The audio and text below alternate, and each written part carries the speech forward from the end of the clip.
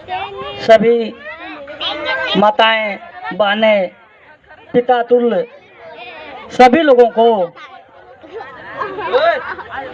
आज बाबा साहब की जयंती के अवसर पर तहे दिल से स्वागत और अभिनंदन करते हैं।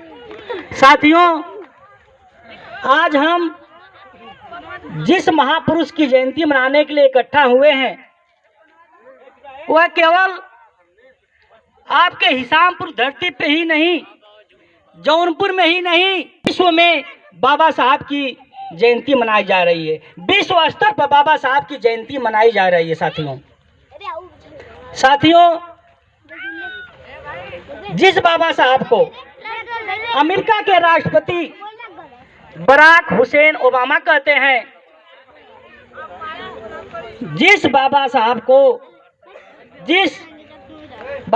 को अमेरिका के राष्ट्रपति बराक हुसैन ओबामा कहते हैं, यदि बाबा साहब अम्बेडकर अमेरिका में रहते तो हम इन्हें सूर्य कहते हैं। इनको हम सूर्य के नाम से जानते। हमारे अमेरिका के लोग सूर्य के नाम से इनकी पहचान हम कराते हैं, यदि बाबा साहब अम्बेडकर हमारे अमेरिका के होते थे।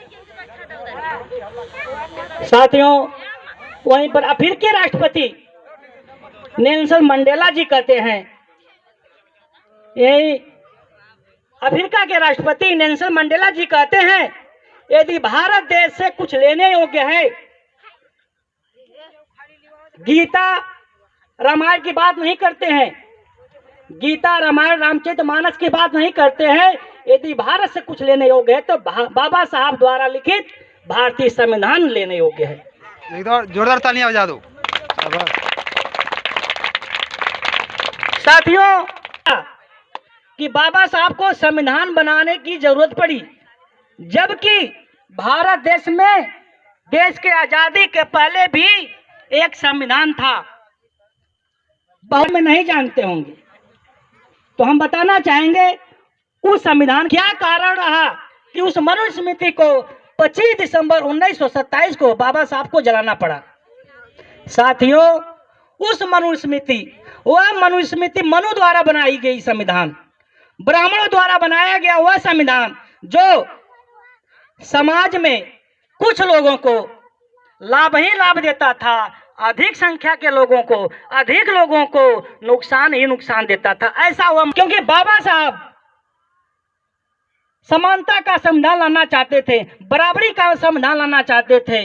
विषय जो आज दिख रहे हैं, हम लोग उस समय शूद्र के नाम से जाने जाते थे। उन शूद्रों को ब्राह्मण द्वारा 6743 जाति में बांट दिया गया था। बांटने का कारण था धन रखने का अधिकार नहीं होगा, शूद्रों को अच्छा भोजन करने का अधिकार नहीं होगा, शूद्रों को पढ़ने लिखने का अधिकार नहीं होगा। यदि यह शूद्र समाज के लोग किसी ब्राह्मण को मार देते हैं, उनका हाथ काट लिया जाएगा। यदि ब्राह्मण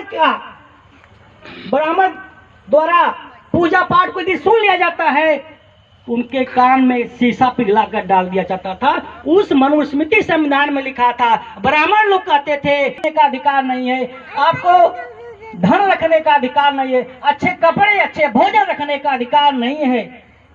आज आप लोग, आज देश के आजादी में जो नौकरी मिली है, जो हमारे समाज में IAS, IPS, DM, कलेक्टर और हमारे समाज की महिलाएं मुख्यमंत्री तक, राष्ट्रपति तक बन रही हैं, संविधान में शूद्र कहे जाते थे। अब इस संविधान में हम लोग हर मंच से, चाहे राजनीतिक मंच हो, चाहे सामाजिक संगठन हो, हर मंच से यह विचार आते हैं।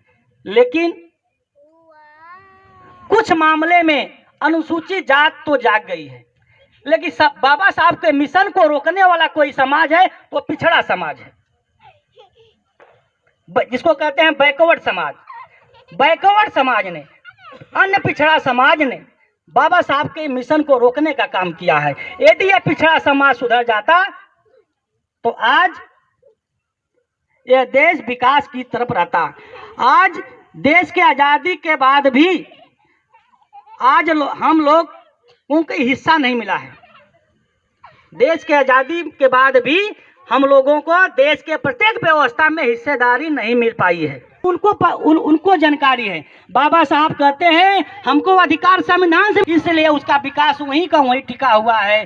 और जो समाज जान गया है कि हमारा विकास, हमारा ज्ञान शिक्षा से मिलेगा, संविधान से मिलेगा, वो समाज आगे की तरफ जा रहा है। जो समाज मंदिर में, मूर्ति में अपना विकास ढूंढ रहा है, वो समाज वहीं का वहीं है।